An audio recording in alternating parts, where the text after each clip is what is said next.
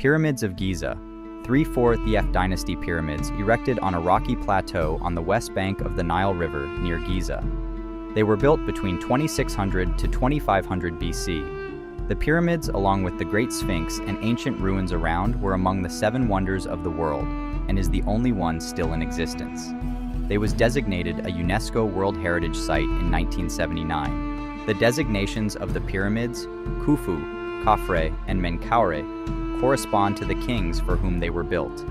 The northernmost and oldest pyramid of the group was built for Khufu, the second king of the 4th dynasty. Called the Great Pyramid, it is the largest of the 3, the length of each side at the base averaging 230 meters and 138.5 meters in height. The other 9 smaller pyramids were tombs for the immediate family and court of Khufu. The entrance to the Great Pyramid is about 18 meters above ground level. A sloping corridor descends from it through the pyramid's interior and then branches an ascending passageway that leads to a room known as the Queen's Chamber, and to a great slanting gallery that is 46 meters long. At the upper end of this gallery, a long and narrow passage gives access to the burial room proper, or King's Chamber. The entrance fee is $30, and the corridor is pretty crowded, especially if you get there later than 10 a.m. in the morning. In the narrow place, only one direction is allowed. The chamber is now empty except for a stone coffin. The Great Pyramid was looted through thousands of years. To the south of the Great Pyramid near Khafre's Valley Temple lies the Great Sphinx. Carved out of limestone, the Sphinx has the facial features of a man but recumbent lion.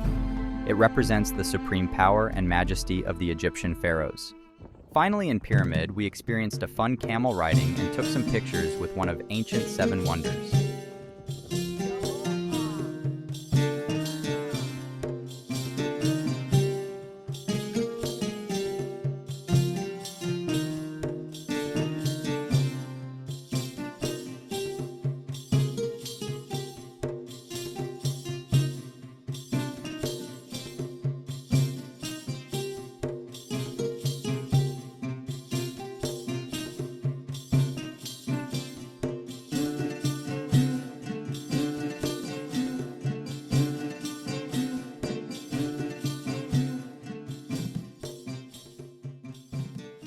Shopping is a must item for a tour group.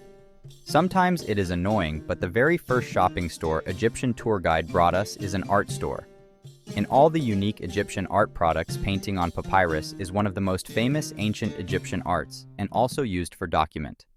Papyrus is made of papyrus plant, which grow abundantly in Lower Ancient Egypt, and today they produce it using traditional technique for tourists.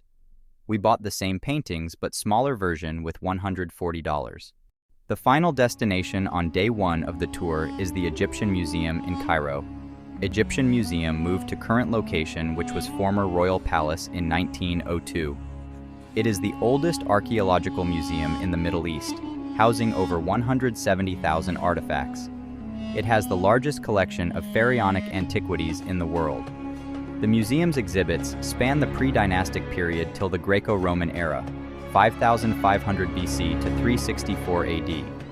The most famous and impressive artifacts include Tutankhamun funerary mask, a golden lion-headed armchair along with over 5,000 treasures discovered in Tutankhamun tomb and the Narmer palette and mummies. Tutankhamun tomb was discovered in 1922 by an excavator team led by British archaeologist Howard Carter. The tomb's low position, dug into the floor of the valley, allowed its entrance to be hidden by debris deposited by flooding and tomb construction. Thus, unlike other tombs in the valley, it was not stripped of its valuables during the 3rd Intermediate period.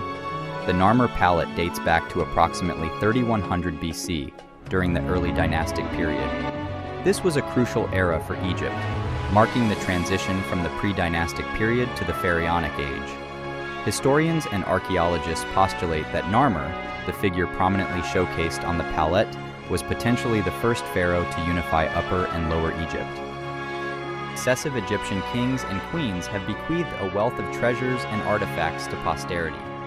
As these artifacts continue to be unearthed and discovered over time, the Egyptian Museum faces an increasingly challenging task in hosting and displaying them all. With the completion of the new Grand Egyptian Museum, Some of these artifacts will be relocated to its premises. It has been confirmed that the entire Tutankhamun collection will be among the first of those transferred to the Grand Egyptian Museum.